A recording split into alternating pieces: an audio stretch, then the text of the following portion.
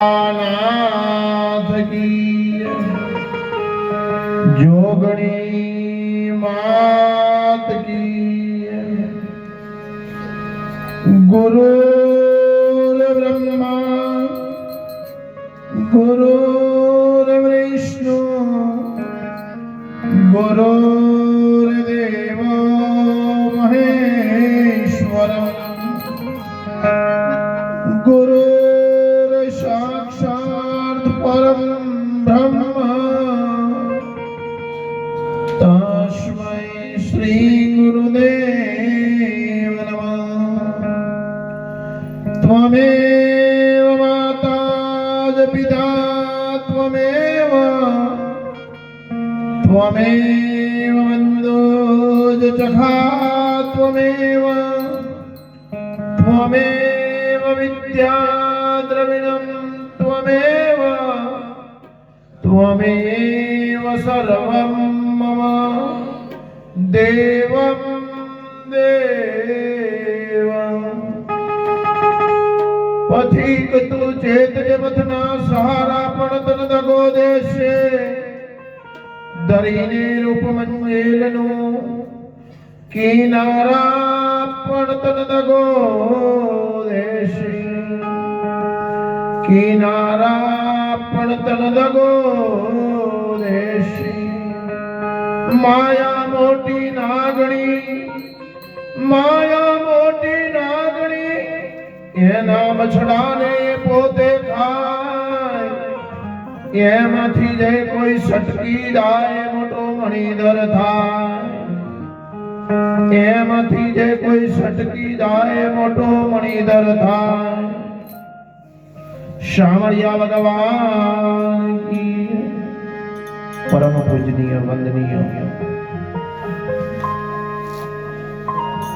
एवा मारा अंतरना सखा एवा परम पूजनीय ब्रह्मनिष्ठ सद्गुरु एवा लालजी महाराज ने एक बार ताली थी प्रभु बताओ।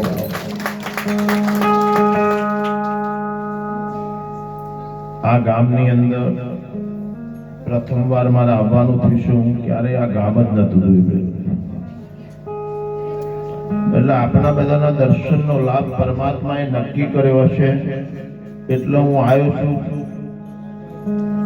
સુનોક વક્તાપુર બાપુના ત્યાં હું આવ્યો તો મને એવું લાગ્યું બાપુના જ ક્યાંય જવાનું નહીં હોય તો અમે રાતે બેસીને આનંદ કરીશું પણ સંજોગ એવા બન્યા બાપુ કે મારા કાર્યક્રમમાં જવાનું છું તમે પણ મારી જોડે ચાલો।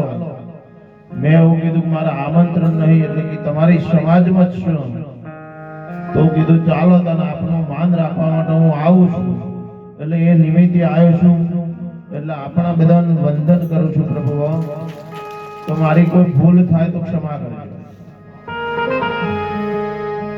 સદગુરુનો મહિમા ભગવાન રામદેવજી મહારાજનો આ જોતપાઠ અને ગાદીપતિ બાપુને પણ મારા અંતરના વાપથી દંડવત પ્રણામ કરું છું ભગવાન।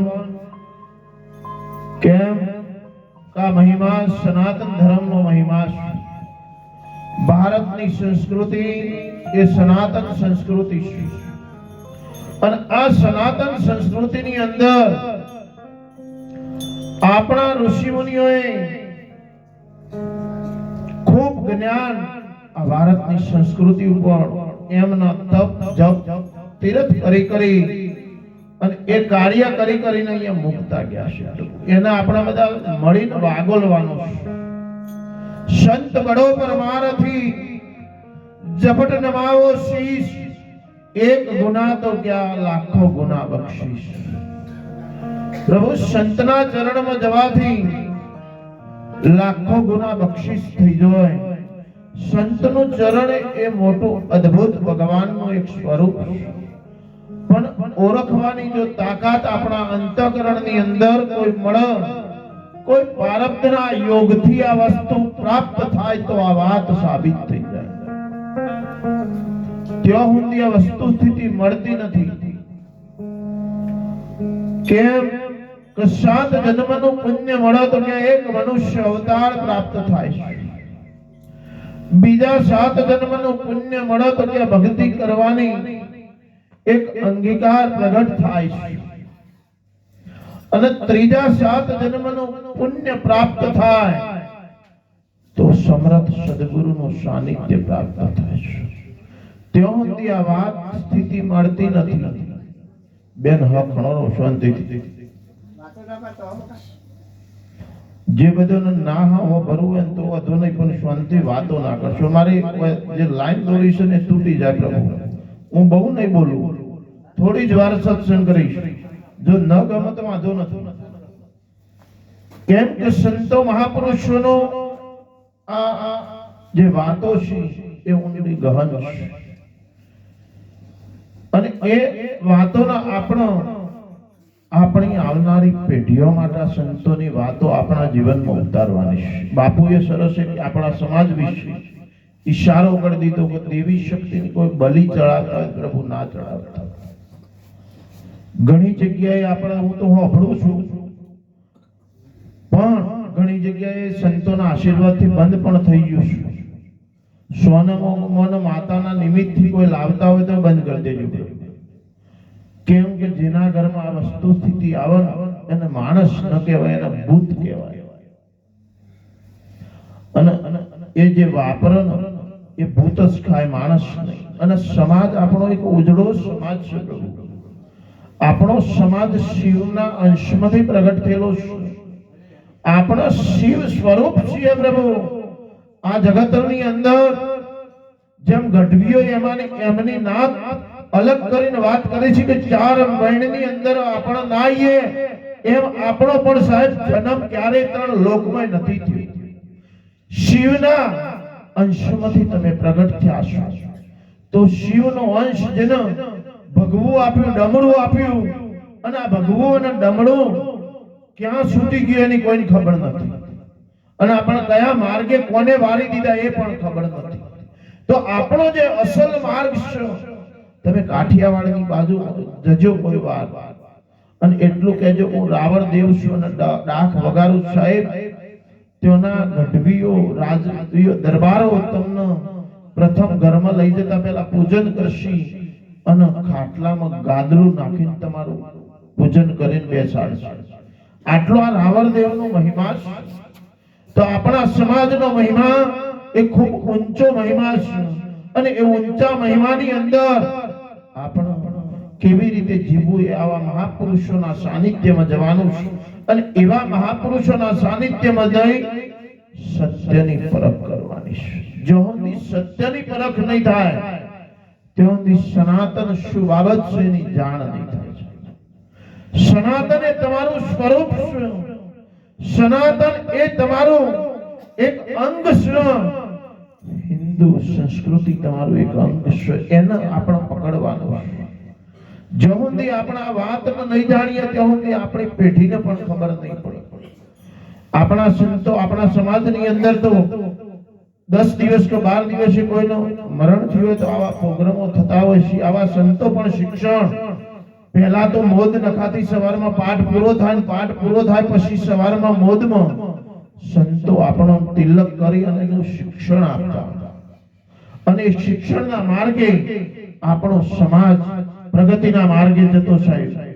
હવે ધીરે ધીરે એ પદ્ધતિ મોદની બંધ થઈ છે અને 4 વાગે જ્યોતનો વરામણો થઈ ગયો અને સંતો વિદાય લઈ લીધી. પણ કોઈ જગ્યાએ તો આવા કાર્યો ચાલુ જ હોય છે.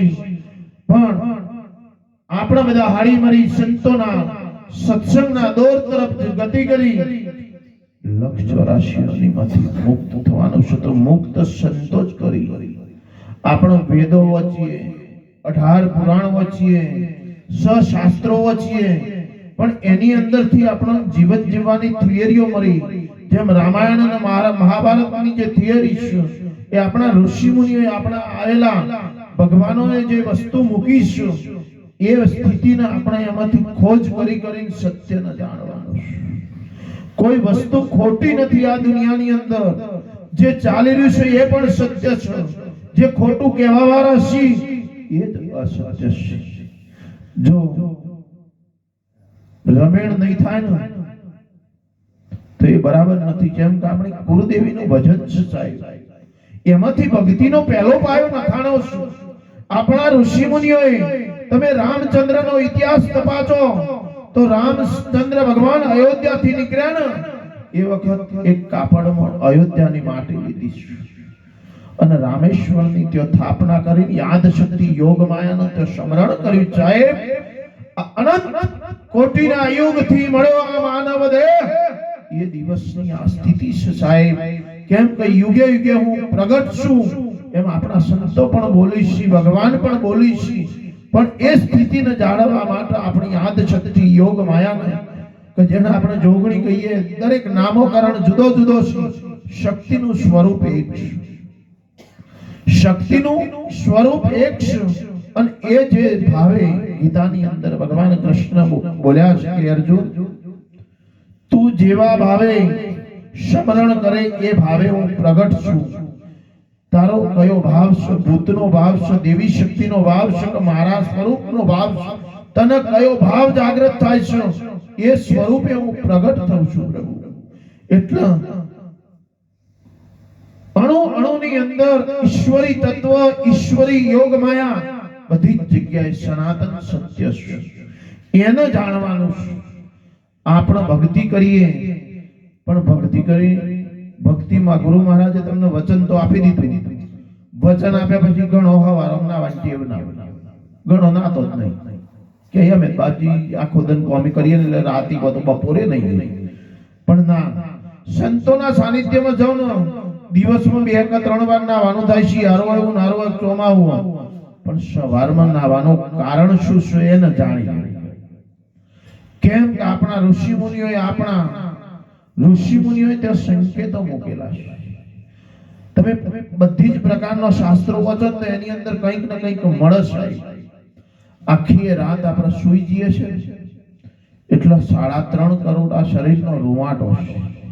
એ 3.5 કરોડનો રૂવાટો જેનો સ્પંદ કહેવાય એ ખુલ્લો થાય છે અને એમાંથી જે લાર સ્વરૂપે આ શરીરમાંથી બહાર આવે છે. આખી રાત આપણે સૂઈ જઈએ છીએ અને એ લાર આપણા શરીરની અંદર પૂરી થઈ જાય છે. સવાર થતો થતો એ શરીર પસીના વાળું ચીકણું થઈ જાય છે. એને આપણે સવારમાં ઉઠીને સાબુથી સાફ કરવાનું હોય છે. નકર જો એવું ને એવું આપણે ચા બનાવી દઈએ ને પી દઈએ પાછો રોધવા જતો રહીએ, રોધીને પાછો હોજ પડે તો નહીં, એ ખોટું છે. જાણી લો સંતો જોડે જઈ સત્ય સનાતન વાત શું છે અને એ જાણ્યા પછી એનો અમલમાં મૂકજો. જો અમલમાં નહીં મૂકો ને તો કે બાપજી અમારે તો આ બધું તમારા જોડે આવીએ છે તો કલેશ તો મટતો જ નહીં. કલેશ મટતો જ નહીં. પણ કલેશનું મૂળ કારણ તો કાળ તત્વ આ શરીરની અંદર જે છે એ કાળ તત્વની જે લાલ રૂપી પ્રગટ થયું એને તમે સાફ નથી કરી શકતા. એને સાફ કરી દો. તમે રોજે રોજ સાફ કરો. જેમ વારમાં ઉઠો છો બ્રશ કરો તો દાંતણ તો મોઢું સાફ કરવાનો ટાઈમ મળે છે, શરીર સાફ કરવાનો ટાઈમ કેમ નથી મળતો? અને શરીર સાફ થઈ જશે એટલે સંતો મહાપુરુષો દ્વારા તમારું તન સાફ થશે. તન સાફ થશે એટલે ઇન્દ્રિયો સાફ થશે, મન બુદ્ધિ અને ચિત્ત અહંકાર એવો સાફ થશે. અને જ્યારે બાપુએ શૂન્ય અવકાશની જે વાત કરી એ શૂન્ય અવકાશની અંદર તમારું જે સ્વરૂપ છે એ તમને ઓટોમેટિક પ્રદર્શનની અંદર દર્પણની જેમ દેખાશે. આ સંતોનો મહાપુરુષોનો ઈશારો છે. પણ આપણે કોઈ વસ્તુનું અનુકરણ કરી એને પ્રેક્ટિકલમાં મૂળ સ્વરૂપમાં લાવવાનું છે. જો સુધી તમે મૂળ સ્વરૂપમાં નથી આવતા ત્યાં સુધી કોણ સ્ત્રી છે કોણ પુરુષ છે એની પરખ થતી નથી. આની પરખ કરવા માટે સ્ત્રી પુરુષનો ભેદ 18 આલમની અંદર 4 જ્ઞાતિનો ભેદ. હું તો રાવણ છું, બ્રાહ્મણ છું, ક્ષત્રિય છું, વૈશ્ય છું, શૂદ્ર છું ના. જ્યારે આવા મહાપુરુષોના શરણમાં છીએ એટલે 4 વાતોની બાદ બાકી થઈ જાય છે. કોઈ ક્ષત્રિય, બ્રાહ્મણ, વૈશ્ય, શૂદ્ર નથી. હું મૂળ સ્વરૂપનો એક જે પરમાત્માએ જે મને ટોપો કરવા માટે મોકલ્યો છું, જે મને આ પૃથ્વી લોક ઉપર મારા પ્રારબ્ધના કારણે મને અહીંયા જે ટોપો પર્યટન કરવા આવ્યો છું એ પર્યટન મારું સફળ થાય. લડવા ઝઘડવા, પૈસા પેદા કરવા, આવા સંડાસ બાથરૂમનું મકાન બનાવવા આપણને નહીં મોકલે છે. એક ઈશ્વરનો આપણે ટોપો કરવા માટે મોકલ્યા છીએ. એ ટોપો કમ્પ્લીટ થઈ જાય તો જ આપણું સાચું ભાગ્ય. નક આપણે ઘણો બ્રહ્મ 2-3 મહિલા મંડળો ભજન કરવા જો અને 2-3 મહિલા મંડળો મારા આશ્રમમાં આવ્યો પણ હું મેલવાને કરું એટલે ગાડીમાં બેહી તો હું દી હકણો નહીં રહેતો. હા પેલો ગુણ આવશે, પેલો ગુણ આવશે, પેલો આવશે. તમે ભજનમાં બેહો તો હું દી તો હકણા રહું અને ભજનમાં જ્યાં પછી તમે રસ્તામાં જશો તો પણ કાદા ઈર્ષ્યા દેખાઈ જો હું દી આપણા મગજની મેમરીમાંથી ન નીકળે સાહેબ ત્યાં દી તમને ભજન સદગુરુ મહારાજનો અંદર ઉતરતું નથી. ભ્રાંતિઓના જે ભેદ પડ્યા છે, જે આપણી કોઈ પડોશમાં ટ્રેક્ટર લાવે તો આપણું હો ગરમ લોહી બળી જાય, પેલા ભાઈનો ગોળ ખાવા નહીં જતા. આ ચાણ લાયો, આ ચાણ ઠોકાઈ જાય એવો ભાવ ગણો જાગતો હોય છે. પણ એવો 4 ટ્રેક્ટર લાવી તો આપણે કોક દન કોમ લાગત ના લાગે એવું આપણા જીવનની અંદર ભાવ પ્રગટ થવો જોઈએ. અને એવો ભાવ પ્રગટ થાય ને એટલે આપણા વિકાસના પરિભ્રમણ તરફ વિકાસ કરીએ. આપણા ઘરની અંદર શાંતિ પ્રગટ થાય, આપણા ઘરની અંદરથી અશાંતિ ચાલી જાય. ભગવાન હનુમાનજીની કૃપા થાય, ગણપતિ મહારાજની કૃપા થાય, આપણી કુળદેવી માતાજીની કૃપા પ્રગટ થાય, રામદેવજી મહારાજની કૃપા પ્રગટ થાય.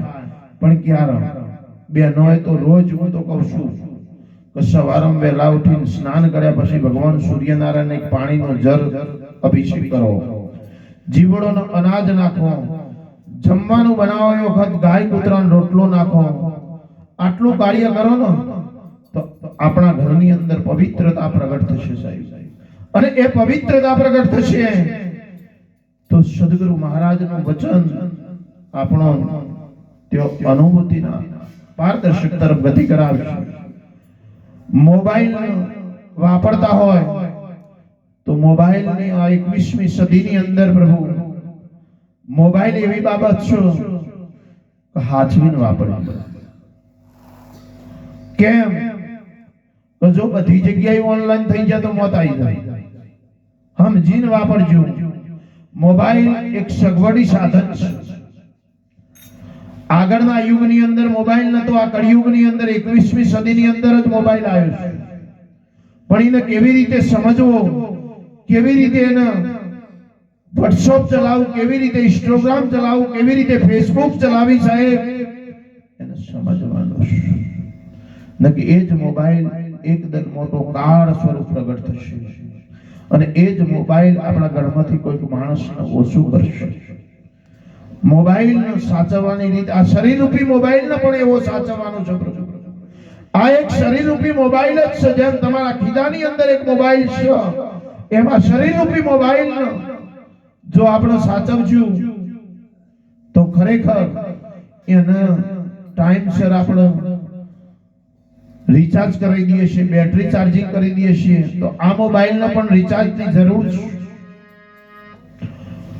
આ મોબાઈલને પણ રિચાર્જની જરૂર છે. આ મોબાઈલને બેટરીની ચાર્જરની જરૂર છે. પણ એ ભજન સ્વરૂપે પેલાને પૈસા નાખવાના, પેલા લાઈટના પ્લગ પણ ઓન. આ મોબાઈલને ભજનથી તૈયાર કરવાનો છે. ભજનથી જ સદગુરુ મહારાજના વચનથી. વચન રે વિવેકી જે નર ને નારી પાનબાઈ જેને બ્રહ્માદિક લાગુ પાય. એક અલગ ધણીના પાઠની અંદર પ્રભુ તોરલને સાસતિયાએ પાઠ મળ્યો તો ને પાઠના સાનિધ્યમાં જાય જશલ જગનો ચોરતો જેને પલમ કીધો પીર. એ મહાપુરુષ આ જ્યોતના અજવાળા ઉપર એક વચન ઉપર સાહેબ એની ચેતન સમાધિ થઈ. કેમ આ વચનનો મહિમા છે. આ પાઠને સમજવો અતિ દુર્લભ છે. આ પાઠ બ્રહ્મા વિષ્ણુ મહેશ જે 3 ગુણથી ન્યારો છે. આજ્ઞાવલ્ક ઋષિ મહારાજે આ ત્રિયવના સાક્ષી બેસાડી અને અલગ ધણીના અવતારની જે વાત કરી, વડા ધર્મની વાત કરી, મહાધર્મની વાત કરી, નિજાર ધર્મની વાત કરી, એ આ જ્યોતના અજવાળા છે. આ જ્યોતના અજવાળા રામદેવજી મહારાજના સાથે બીજા 23 વ્યક્તિઓ જે ઉગમસિંહના ચરણે ઉગમસિંહના ચરણે ઉદ્ધાર થયો અને 24 વ્યક્તિઓની જીવત સમાધિ થઈ. આ પાઠના સાનિધ્યમાં કચ્છની અંદર મેકરણ દાદા 42 વ્યક્તિઓએ અલખના દ્વારે જઈને જોખી થઈ અને 42 વ્યક્તિઓએ જીવત સમાધિ લીધી. આપણા 20 25 વર્ષથી ગુરુ કર્યા તોય હળખા ખણા નહીં રહેતા. સમજણમાં નહીં આવતી વાત. જ્યારે સમજણમાં આવી જાય તો બેડો પાર થઈ જાય. બેડો આપણા ગણાગી અમે દર બીજે રણુજા જઈએ છીએ, દર બીજે આ મંદિરે જઈએ છીએ, પેલા મંદિરે જઈએ છીએ, પણ ઘણા મોજ કરવા જતા હશે, ઘણા દર્શન કરવા જતા હોય છે.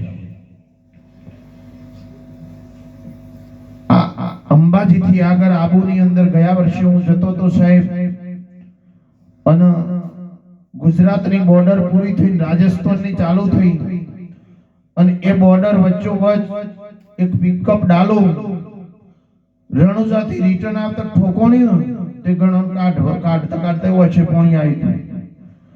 અમે શાંતિથી ઉભા રહીને ગાડી સાઈડમાં કરીને આ કર્યું એટલે મુકીદા તમે બધા ચો જઈને આયા તો કોઈની ઓશો ફરી ગયેલી, કોઈના ડોળા ફરી ગયેલા. હું કીધું શું કરતા હતા તમે? એટલે કે બાપુ રિટર્ન વળ્યા જતો ભગત હતા, વળતો તો કોઈ મફત મળે છે એટલે એક એક લઈ લીધું. એમાં તકલીફ ઊભી થઈ. સદગુરુ ભગવાન કી જય સાહેબ.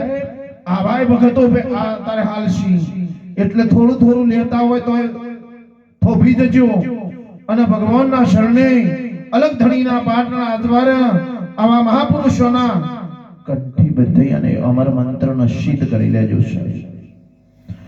એટલે આવા મહાપુરુષો છે. આપણે આરતીએ કરવી છે. જેમ કે વચમાં પેટી વાગી તો મને ખબર તો પડી જ હતી એટલે હું મારી વાણીને અહીંયા વિરામ આપું છું. બધાનો બોલો સદગુરુ ભગવાન કી, રામદેવજી મહારાજ કી.